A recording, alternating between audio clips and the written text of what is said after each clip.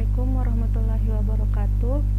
Saya Nur Ahlini, Stambul 18 2002, kelas A, Teknik Informatika Diskimik di Panagara, Makassar.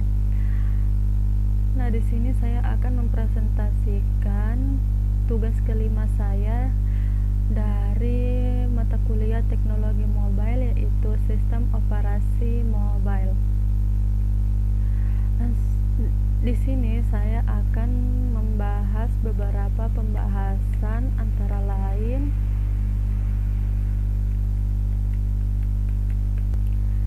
yang pertama pengertian sistem operasi mobile, kemudian sejarah dan jenis sistem operasi mobile, kemudian kelebihan dan kekurangan dari sistem operasi mobile. Nah, langsung saja. Nah, ini adalah pengertian sistem operasi mobile, di mana sistem operasi mobile adalah merupakan software utama yang melakukan manajemen dan kontrol terhadap hardware secara langsung, serta memanajemen dan mengontrol software-software lain sehingga software-software lain tersebut dapat bekerja. Nah, sehingga suatu sistem operasi mobile akan bertanggung jawab dalam mengoperasikan berbagai fungsi dan fitur yang tersedia dalam perangkat ponsel tersebut, seperti scheduling text, keyboard, WAP, email, text message, sinkronisasi dengan aplikasi dan perangkat lain, memutar musik, kamera, dan mengontrol fitur-fitur lainnya. Nah, selain berfungsi untuk mengontrol sumber daya hardware dan software ponsel seperti yang saya sebutkan tadi, sistem operasi juga mengontrol agar semua aplikasi bisa berjalan stabil dan konsisten. Sistem operasi harus dirancang fleksibel sehingga para software developer lebih mudah menciptakan aplikasi-aplikasi yang canggih. Nah, kemudian sejarah sistem operasi mobile dan jenisnya. Nah, pertama-tama sejarah dari sistem operasi mobile itu sendiri. Nah, sistem operasi mobile telah lama hadir dalam kehidupan manusia, tepatnya 20 tahun yang lalu. Sebelumnya, handphone hanya bisa untuk mengirim pesan dan melakukan panggilan atau menerima panggilan saja. Namun sekarang, handphone sudah bisa terhubung dengan internet dan melakukan aplikasi bagai seperti komputer, yang sekarang bisa disebut dengan smartphone. Nah, hal itu dapat terjadi karena adanya sistem operasi mobile yang terdapat pada smartphone atau handphone para pengguna. Nah, pada tahun 1993 dirilis smartphone yang pertama, yaitu IBM Simon, yang memiliki fitur layar sentuh, email, serta PDA. Nah, selang 3 tahun kemudian, yaitu tahun 1996, Palm Pilot 1000 memperkenalkan Personal Digital Assistant atau PDA untuk pertama kalinya dengan sistem operasi Palm OS. Masih dalam tahun yang sama, PC Handheld untuk pertama kalinya diperkenalkan dengan sistem Windows CE. 4 tahun kemudian, tahun 2000, Symbian menjadi sistem operasi mobile modern pertama pada smartphone yang diluncurkan oleh Ericsson R300. Nah, lebih lengkapnya mari kita bahas satu persatu dari sejarah dari sistem operasi mobile dan jenisnya ini. Ada sistem operasi Symbian yang dimulai pada tahun 1998, di mana Symbian pada mulanya merupakan perusahaan patungan dari beberapa vendor ponsel ternama di dunia seperti Nokia, Ericsson, Motorola, dan Psion. Kemudian disusul Motorola Panasonic yang bergabung pada tahun 1999. Pada tahun 2000, mulai banyak pabrikan ponsel yang mengadopsi teknologi Symbian. Tak ketinggalan juga ada Sony dan Sanyo yang melisensi Symbian operasi sistem pada tahun 2000. Nah, diikuti Fujitsu dan Siemens pada tahun 2001. Kemudian pada tahun 2002 Samsung juga ikut membeli lisensinya. Nah, pada tahun 2002 Siemens dan Sony Ericsson mengambil bagian sebagai salah satu pemegang saham Symbian. Samsung menyusul pada tahun 2003 serta ponsel pertama yang dibekali sistem operasi Symbian yaitu Ericsson R380 di tahun 2000. Berbasiskan Symbian versi 5 yang merupakan versi Unicode dari EPOC versi 5 dari Psion, kemudian berlanjut ponsel ber-OS Symbian dari vendor lainnya seperti Nokia yang meluncurkan Nokia 9210 dan 9290, komunikator bersistem operasi Symbian versi 6.0, dan masih di tahun 2000, versi ini merupakan versi pertama yang menerapkan platform terbuka. Nah, Symbian mulai didukung oleh para pengembang aplikasi dunia pada tahun 2001. Diluncurkan Nokia 7650 dan 3650.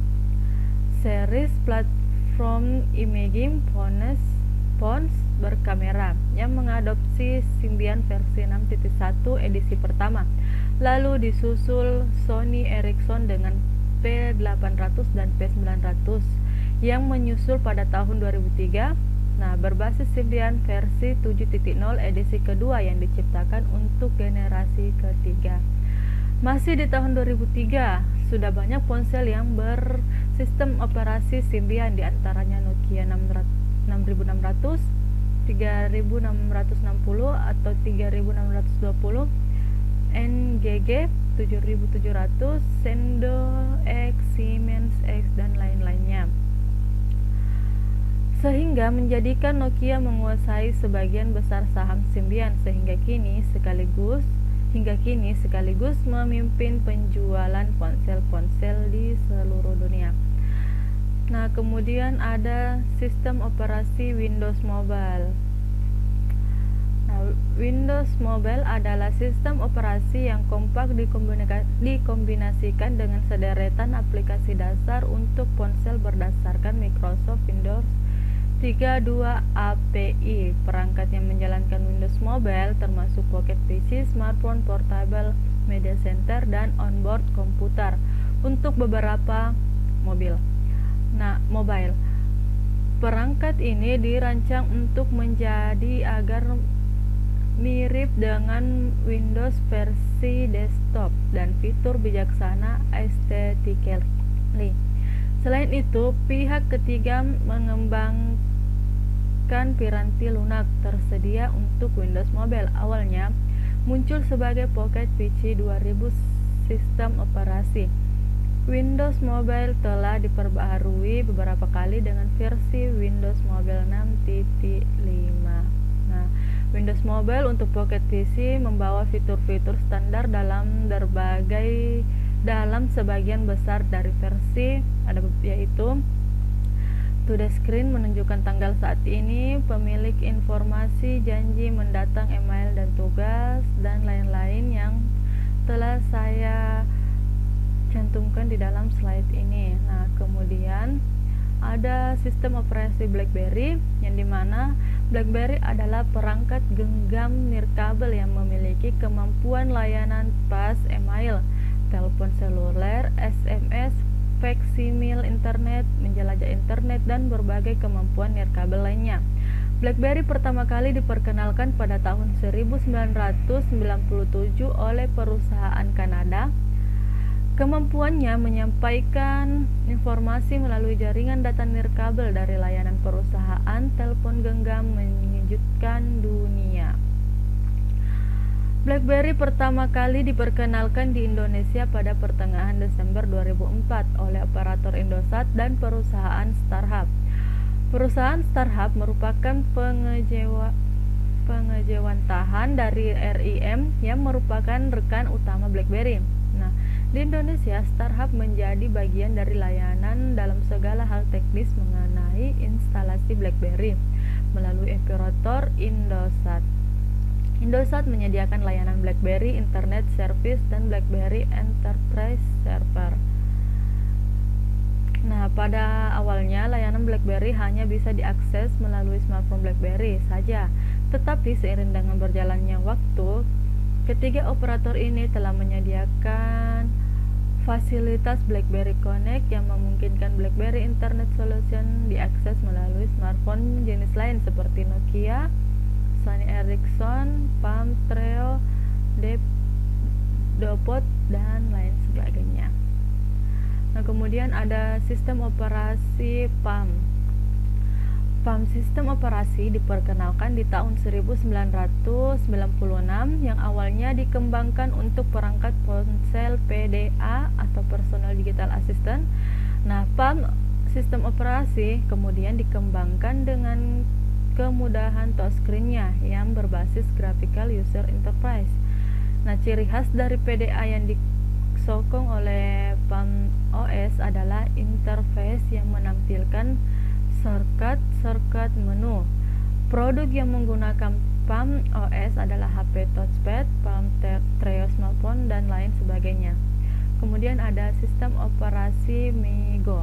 Nah, MeeGo adalah sebuah sistem operasi mobile yang berbasis Linux dan sebuah proyek operasi source alias gratis. Nah, MeeGo dikembangkan untuk berbagai perangkat keras seperti netbook, komputer tablet, laptop, desktop komputer yang berbentuk lebih kecil, smart TV, smartphone, dan lain sebagainya. MeeGo OS merupakan OS yang terhitung baru dan diperkenalkan pada Mobile World Congress pada tahun 2010 dan yang memperkenalkannya adalah Intel dan Nokia. Kemudian ada sistem operasi BADA, yang dimana sistem operasi BADA adalah sistem operasi mobile untuk perangkat smartphone dan komputer tablet. BADA dikembangkan oleh salah satu vendor terbesar di dunia yaitu Samsung Electronics. BADA OS diperkenalkan pertama kali pada Mobile World Congress pada tahun 2010 untuk aplikasi di ponsel Samsung Wave S8500 termasuk aplikasi game yang diciptakan oleh Gameloft. Samsung mengajak developer independen dalam mengembangkan aplikasi-aplikasinya. Nah, platform BADA di ponsel Samsung Wave mendapat dukungan dari perusahaan-perusahaan besar seperti Twitter, EA, Blockbuster, Capcom, dan tentu saja Gameloft. Nah, selanjutnya ada Web OS. Nah, operasi sistem web ini adalah sistem operasi mobile untuk beberapa perangkat ponsel, smartphone, dan komputer tablet. Web OS berbasis Linux kernel yang awalnya dikembangkan oleh PAM, namun kemudian diakuisisi oleh Hewlett Packard dengan nilai 1,2 miliar dan kemudian lebih dikenal dengan HP WebOS. Nah, WebOS diperkenalkan pada tahun 2009. Beberapa perangkat yang menjalankan WebOS diantaranya smartphone HP Vir dan HP Pri 3. Sementara untuk perangkat komputer tablet adalah HP touchpad. Namun sayangnya perangkat dengan platform WebOS kurang laku di pasar. Bahkan pihak HP menghentikan pembuatan perangkat keras tersebut hingga isu yang beredar bahwa di tahun 2011 Samsung akan mengakuisisi WebOS, namun kabar tersebut disangkal oleh manajemen Samsung. Selanjutnya ada sistem operasi MXI atau Metion Experience Interface, yang dimana merupakan sebuah sistem operasi mobile yang universal. Nah, pada tahun 2004, perusahaan solusi nirkabel meluncurkan sistem operasi mobile universal yang menciptakan informasi dan entertainment selama dalam perjalanan yang setara dengan kekuatan PC. MXI OS ini dapat dijalankan untuk aplikasi mobile seperti Windows, Linux, Palm, dan Java. Dalam peluncuran perdana MXI OS, user dapat menggunakannya dalam perangkat nirkabel untuk komputasi dan komunikasi seperti smartphone. MXI menawarkan kemudahan dalam menggunakan interface dan aplikasi yang cepat untuk diakses oleh pengguna. Selanjutnya ada Apple iOS, yang dimana iOS adalah sistem operasi mobile milik Apple yang dikembangkan dan hanya diaplikasikan untuk perangkat Apple Inc. seperti iPhone, iPod Touch, iPad, dan Apple TV. iOS memiliki lebih dari 5.000 aplikasi di App Store dengan angka penjualan perangkat smartphone terbaik di dunia pada tahun 2011, disusul Google Android dan Nokia Symbian. iOS menjadi leading bagi sistem operasi mobile yang lain dengan mengusung interface multitouch yang bisa digeser, ditekan, dicubit, dan memiliki tombol.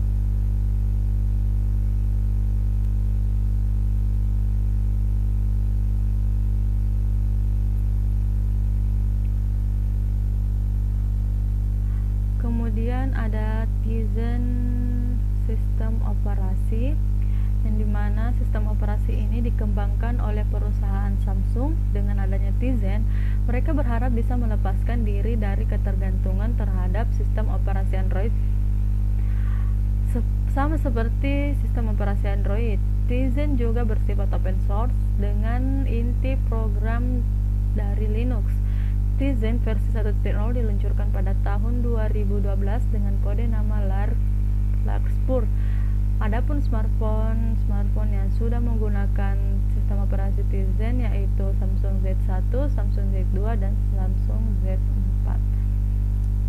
Kemudian yang terakhir, Fuchsia sistem operasi. Nah, Google sebagai perusahaan induk dari sistem operasi Android saat ini ternyata sedang mengembangkan sistem operasi untuk masa depan yang bisa jadi ini adalah penerus dari sistem operasi Android. Fuchsia merupakan sistem operasi yang mampu berjalan di perang mobile seperti smartphone, tablet, dan laptop. Nah, menurut Bloomberg, Fuchsia dibuat oleh Google untuk menyatukan seluruh perangkat-perangkat besutannya di bawah satu sistem operasi saja. Artinya, smartphone, laptop, speaker yang merupakan produk Google akan menggunakan sistem operasi Fuchsia. Menurut rumor, sistem operasi ini baru akan diluncurkan untuk perangkat mobile pada tahun 2004. Kita lanjut ke kelebihan dan kekurangan sistem operasi mobile. Yang pertama ada sistem operasi Symbian, yang dimana kelebihannya adalah dirancang sebagai gabungan kemampuan komputer dengan ponsel, bersifat open application environment yang memungkinkan ponsel menjadi sebuah platform bagi pengembangan berbagai aplikasi dan layanan, open standar, dan interoperability. Modul-modulnya mudah diimplementasikan secara fleksibel karena mendukung berbagai aplikasi teknologi pemrograman interface, multitasking yang menekankan pada object oriented dan component based, fleksibel user interface dengan desain sehingga mudah dikembangkan dengan inovasi yang diinginkan. Namun kekurangannya, interface yang statis dan mudah terserang malware. Yang kedua, sistem operasi Windows Mobile, yang dimana kelebihannya adalah fitur kantoran yang sangat lengkap ditambah integrasi dengan layanan Microsoft Outlook dan Exchange menjadikan Windows Mobile perangkat smartphone paling powerful bagi para pebisnis. Kemudahan tweaking dan kapasitas multitasking menjadi andalan sistem operasi ini. Namun kekurangannya yaitu kurang user friendly sehingga membutuhkan pemahaman lebih dalam, sistem operasi yang terkesan lambat, kurang responsif, serta agak boros baterai. Lisensi Windows Mobile adalah berbayar sehingga smartphone WinMo terkesan lebih mahal. Ketiga ada sistem operasi BlackBerry, yang dimana kelebihannya merupakan multiple pass email yang terbaik, kemudian sinkronisasi nirkabel tanpa kabel seperti Bluetooth dan infrared yang lengkap, sistem keamanan berlapis yang menjamin keselamatan data penting kita. Namun kekurangannya, browser web masih kurang bagus dan ada biaya tambahan untuk menikmati layanan BlackBerry yang kita pakai. Sistem operasinya sangat tertutup dan tidak bisa dipersonalisasikan. Yang keempat adalah sistem operasi PAM, di mana kelebihannya yaitu PAM memiliki kebutuhan sistem yang sedikit dan cepat sehingga tidak dibutuhkan perangkat PDA yang canggih dan mahal. Tidak memerlukan banyak memori untuk dapat menjalankannya dengan baik, namun kelemahannya tidak memiliki media penyimpanan eksternal atau tambahan. Walaupun bisa diisi sebuah program software maupun aplikasi, tetapi tidak bisa diinstal dengan kapasitas yang banyak karena hanya keterbatasan memori. Selain itu, perusahaan yang mengembangkan PAM telah dihentikan, maka kemungkinan pengembangan program PAM tidak akan ada lagi dan development yang ada sekarang mungkin hanya berupa support untuk produk-produk lama PAM. Yang kelima yaitu sistem operasi iOS, yang dimana kelebihannya memiliki konsep sistem yang dirancang memiliki keunggulan untuk game. Koleksi game yang tersedia sangat banyak dengan kualitas hampir mendekati konsol game yang sesungguhnya, serta ditunjang kualitas grafis yang di atas standar level. Kemudian sistem operasi stabil dan mudah digunakan bagi orang awam sekalipun. Nah, browser Safari yang dimiliki sistem operasi ini juga merupakan yang terbaik sekarang. Kemudian responsif dan intuitif. Browser web terbaik saat ini. Pemutaran musik sangat bagus dari segi antarmuka maupun kualitas suara. Adanya toko aplikasi online App Store yang menyediakan ribuan aplikasi dan game yang siap di-download secara langsung. Namun kekurangannya tidak multitasking. Sistem operasi sangat tertutup dan tidak bisa dipersonalisasi. Proses sertifikasi untuk aplikasi baru sangat ketat. Aplikasi dan game hanya bisa di-download dari App Store. Bluetooth tidak bisa untuk berproses pengiriman file. Entry text kurang nyaman. Yang keenam ada sistem operasi Android, di mana kelebihannya yaitu open source, sehingga para developer aplikasi Android tidak perlu bayar untuk membuat aplikasi untuk Android. Tidak seperti iPhone atau Windows Mobile yang mengharuskan pada developer membayar untuk membuat aplikasinya. Karena pengembangannya gratis, maka aplikasinya pun rata-rata gratis, sehingga tidak perlu bayar untuk mendownload dan menginstal aplikasi di Android. Kemudian pemakaiannya mudah, stabil dan aman, tidak seperti Windows yang terkadang hang atau bahkan terkena virus, dan didukung penuh oleh Google, serta harga relatif murah. Namun kekurangannya karena masih baru, maka belum banyak aplikasi yang tersedia untuk Android.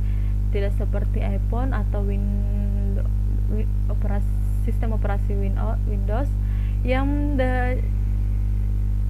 pun aplikasinya. Bagi orang yang belum pernah memakainya mungkin akan sedikit membingungkan. Nah, masih sedikit yang memakai sistem operasi ini. Kurang nyaman untuk dipakai komunikasi, tidak ada Microsoft Office, harus terkoneksi dengan jaringan internet. Nah, pembahasan ini saya ambil dari artikel-artikel di Google, kemudian saya satukan di dalam slide-slide saya. Nah, itulah yang dapat saya sampaikan. Semoga bisa memenuhi tugas dari mata kuliah teknologi mobile. Sekian dari saya, mohon dimaafkan apabila ada kekurangan. Assalamualaikum warahmatullahi wabarakatuh dan terima kasih.